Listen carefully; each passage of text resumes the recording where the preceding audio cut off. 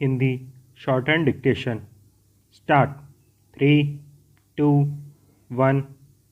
श्रीमान जी, जब तक पूरे देश में ही उत्पादन में वृद्धि नहीं होती तब तक इन कार्यक्रमों के लिए दी जाने वाली बड़ी धनराशि के कारण हमें ऐसी स्थिति का सामना करना पड़ेगा जिससे पैसा तो होगा लेकिन उसके अनुपात में वस्तुओं का अभाव होगा।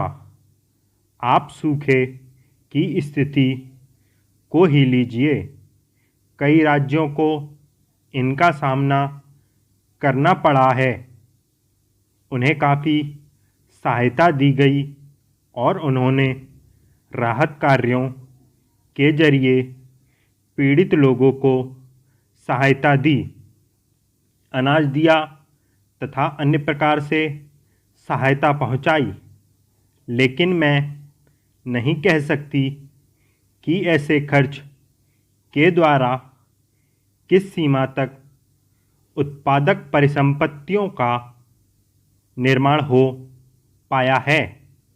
और हम सब जानते हैं कि केंद्र से और केंद्रीय घाटे की कीमत पर साधनों को अन्यत्र लगाने से न केवल केंद्र सरकार पर बल्कि पूरे देश पर प्रभाव पड़ता है। पैरा योजना को केवल कुछ परियोजनाओं का संग्रह ही नहीं समझना चाहिए। परियोजनाएं महत्वपूर्ण आवश्यकता होती हैं, लेकिन इन्हें विकास की दिशा में किया जाने वाले संपूर्ण प्रयत्न नहीं माना जा सकता। इस दृष्टि से भी वर्तमान योजना में ग्रामीण विकास के लंबे चौड़े कार्यक्रमों को राज्य प्रशासन के सभी स्तरों पर एक नई मानसिकता के साथ जनता तक ले जाना आवश्यक होगा। हमारा उद्देश्य है आत्मनिर्भर विकास की उपलब्धि तथा भविष्य की प्रगति को संभव बनाने और दिशा देने के लिए मौलिक योग्यता प्राप्त करना।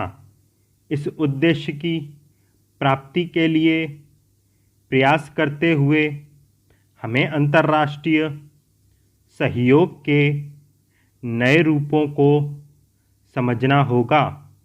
उत्पाद कार्यक्रमों के लिए सहायता अब उत्तरोत्तर ऐसे सहयोग का रूप लेती जा रही है जिसका लाभ प्राप्तकर्ता देश के साथ साथ देने वाले देश को भी मिलता है। इस प्रकार हमने हाल में जो समझौते सोवियत संघ चेकोस्लोवाकिया के साथ किए हैं उनमें से कुछ इस प्रकार के हैं।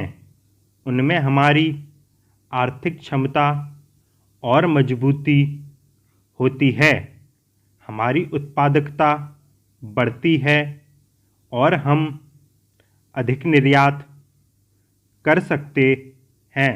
पैरा भारतीय विकास का उद्देश्य अपना एक अलग रास्ता बना सकने का रहा है। संसदीय व्यवस्था के अंतर्गत बहुदलीय लोकतांत्रिक प्रणाली अपनाते हुए प्रभावशील नियोजित विकास कर सकना कोई अल्प उपलब्धि नहीं, लेकिन हमें यह भी चिंता है कि हमारे विकास का स्वरूप अन्य से भिन्न हो तथा हम केवल दूसरों का अनुकरण न करें।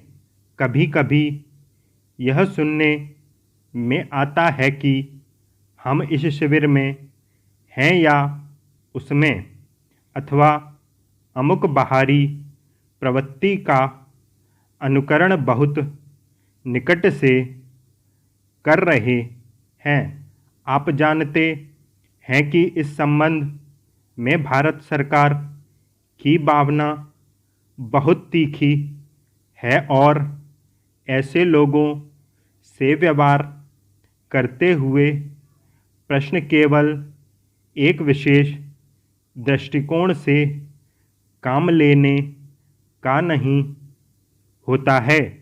हमने सदा से ही अपना स्वतंत्र रुख अपनाया है और हम आगे भी ऐसा ही करते रहेंगे, लेकिन हम अपने लोगों में अनुकरण की मानसिकता देख सकते हैं।